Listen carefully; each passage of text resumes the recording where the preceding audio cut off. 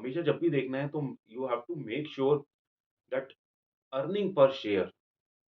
आप किसी भी इसकी स्टॉक कोई भी स्टॉक आप रिसर्च करें, अगर उसकी अर्निंग शेयर बढ़ रही है, पर शेयर ईपीएस अगर उसकी बढ़ रही है, देन दैट इज़ अ किल। वही स्टॉक अब किस तरह से अर्निंग पर शेयर पड़ेगी, मैं 1 मिनट के अंदर बताता हूँ आपको कि जैसे कि या तो उसके सेल्स बढ़नी चाहिए, तब अर्निंग पर शेयर बढ़ेगी या कंपनी के जो एक्सपेंडिचर है, वो कम होने चाहिए। तब उसकी अर्निंग बढ़ेगी। यानी सेल्स तब जब बढ़ेगी, जब कंपनी की ग्रोथ हो रही है या इंडस्ट्री की ग्रोथ हो रही है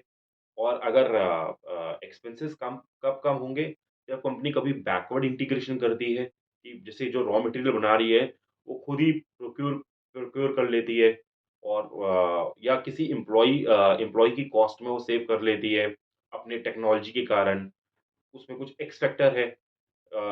जिसके कारण जैसे कि बहुत सारे एम्प्लॉइज़ हैं अगर लेकिन उन्होंने टेक्नोलॉजी अच्छी लेकर आते हैं, तो that they can it can save on the employee cost या उसके पास कोई ऐसा प्रोडक्ट वो बेच रही है जैसे कि जिसमें कि दे आर यूनिक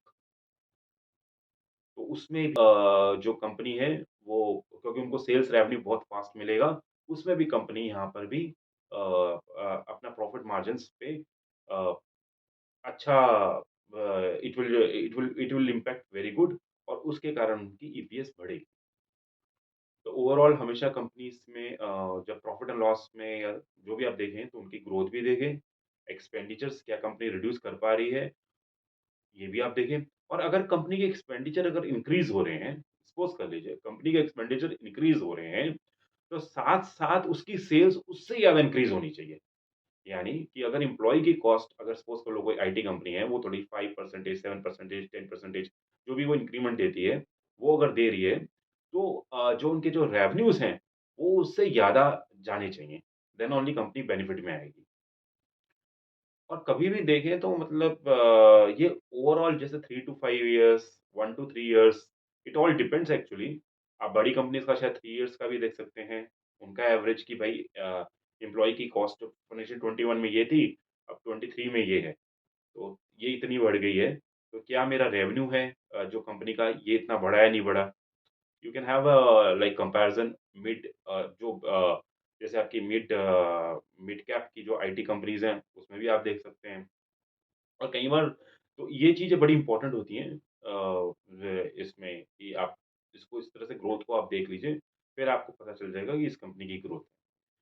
हाउएवर कई बार क्या होता है कि वो पूरा का पूरा जो सेक्टर होता है, जैसे आईटी सेक्टर है इस समय, लास्ट 1 ईयर से वो थोड़ा डाउनग्रेड में होता है क्योंकि हमारी यूएस की फेड के कारण जो कस्टमर्स के डिस्क्रिशनरी एक्सपेंडिचर हैं, वो कस्टमर्स अभी नहीं करना चाहते, जो आईटी कंपनीज़ के जो कस्टमर्स हैं। तो फिर डेफ़िनेटली वो इम्पैक्ट रहेगा। तो तभी आप देखेंगे कि उस समय जब कंपनी को पता चल जाता है कि भई 6 मंथ्स, 1 ईयर, 2 इयर्स में रहेगा, तो वो अपनी जो रिक्रूटमेंट होती है एम्प्लॉइज़ की, उसके हिसाब से जो कैंपस रिक्रूटमेंट होती है या जो न्यू रिक्रूटमेंट होता है, वो काफ़ी हद तक उसे स्टॉप कर देते हैं, मिनिमल कर देते हैं और अ ताकि ये मतलब ना वो रेवेन्यू ठीक से क्योंकि दिखा पाएँ क्योंकि there is no point in taking more employees and just put them into the bench if they will not have the revenue. और ये सब चीज़ें आप जैसे कि कभी आप टीमलीज़ है, क्वेस है, इन्फो एज है, जब इनके मैनेजमेंट की कमेंटरीज़ होती हैं, तब भी आपको ये एक इंडिकेशन मिलेगा कि what is happening in the market.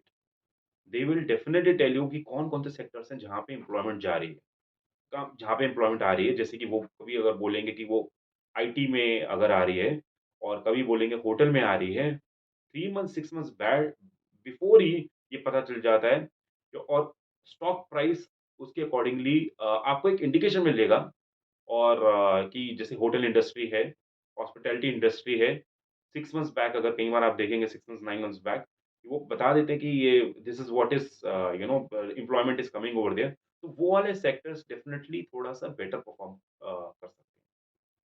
तो this is just an indication क्योंकि ये इम्पोर्टेंट होता है जैसे कि कभी बैंक से भी अगर रिज़ल्ट आते हैं, बैंक्स विल टेल यू जैसे एचडीएफसी बैंक है, एसबीआई है, ये सेकंड और थर्ड वीक में आने शुरू हो जाते हैं। तो वहाँ से हमें ओवरऑल जो सेक्टर है, उसके बारे में भी पता चल जाता है। इनके जो लेंडिंग है, प्रायोरिटी सेक्टर लेंडिंग है, वहाँ पे मार्केट में क्या हो रहा है, रूरल मार्केट में क्या हो रहा है, कमर्शियल मार्केट में क्या हो रहा है, व्हीकल मार्केट में क्या हो रहा है, हाउसिंग लोन के बारे में क्या हो रहा है, क्रेडिट कार्ड के बारे में क्या हो रहा है, we will come to know अगर हम ठीक से उस रिज़ल्ट को एनालाइज़ करें तो। बट ये काफ़ी अच्छा एक इंडिकेशन होता है। तो like all the results are very important और हम इसी रिजल्ट्स को जैसे बैंक का रिजल्ट है, अगर बैंक जो अपने सेक्टर्स बताता है, उसी रिजल्ट को कोई पर्टिकुलर सेक्टर्स बताता है कि इस सेक्टर्स में अच्छा आ रहा है, कि इनकी कैपिटलाइज़ेशन की ग्रोथ है। हम इसी उसी चीज़ को फिर कोरिलेट कर सकते हैं अदर सेक्टर्स में और एक चेन बना सकते हैं कि ये किस तरह से जा रहा है। This is just an to get more points. तो हम भी इससे थोड़ी क्लैरिटी होती है और एक जो नॉर्मल इन्वेस्टर होता है, उसके लिए काफ़ी अच्छा होता है कि once he will get the correlation कि हाँ, बैंक ने अगर किसी सेक्टर को लोन दिया है, चाहे वो एनबीएफसी हो, चाहे वो एमएसएमई हो, तो कौन से सेक्टर्स में है और कौन-सी जो उसके जो रेलेवेंट स्टॉक्स हैं, वो कौन से होंगे और कौन से अच्छा परफ़ॉर्म करेंगे। तो this is very important for that perspective. और एक चीज़ मैं आपको और बताता हूँ कि इसमें इलेक्शंस अभी जो इलेक्शन का जो टाइम है, इसमें mostly like the BJP government is going to come back and once the BJP government if the current government comes back, then आपके जो फॉरेन इंस्टीट्यूशनल इन्वेस्टर्स हैं, they will come and they will mostly they will be investing in the large cap first. अगर आप अभी देखेंगे तो small cap और mid cap ने बहुत ही अच्छी तरह से एक अच्छी तरह से शानदार रैली करी है। लेकिन जो लार्ज कैप हैं वो भी उन्होंने जो रैली नहीं करी है। लेकिन जब एक बार इलेक्शन में it is very clear that this government is going to come back, then slowly and slowly आप देखेंगे कि इसमें फॉरेन इन्वेस्टर आएँगे और वो लार्ज कैप से स्टार्ट करेंगे। However that is what we are thinking. Maybe it will happen that foreign investors क्या हो सकता है कि स्मॉल कैप भी लें और मिड कैप भी लें। But mostly they will buy the large cap. So 2024 will be a year कि जहाँ पे फॉरेन इन्वेस्टर्स आएंगे और लार्ज कैप्स और इंडियन आप ले लीजिए इंडियन स्टॉक मार्केट को अच्छी तरह से लेंगे which will be very good even जो मार्केट है निफ्टी है वो और अच्छा परफॉर्म करेगा और हमारे जो लार्ज कैप हैं वो भी परफॉर्म करेंगे। हाउएवर एज ए कॉशन मैं हमेशा ही बोलूँगा कि आप थोड़ा-सा ऑफ कोर्स एक चंक पोर्शन हमेशा एक लार्ज कैप का होना चाहिए व्हिच गिव्स अ सेफ्टी और उसके बाद थोड़ा कम पोर्शन होता है मिड कैप और उसके बाद बहुत छोटा-सा छोटा पोर्शन होता है स्मॉल कैप और स्मॉल कैप का होता है। तो इस तरह से अगर हम मिक्स पूरा बैग बनाएँगे और उस मिक्स बैग में से अगर सारे सेक्टर्स भी होंगे, तो you can take advantage of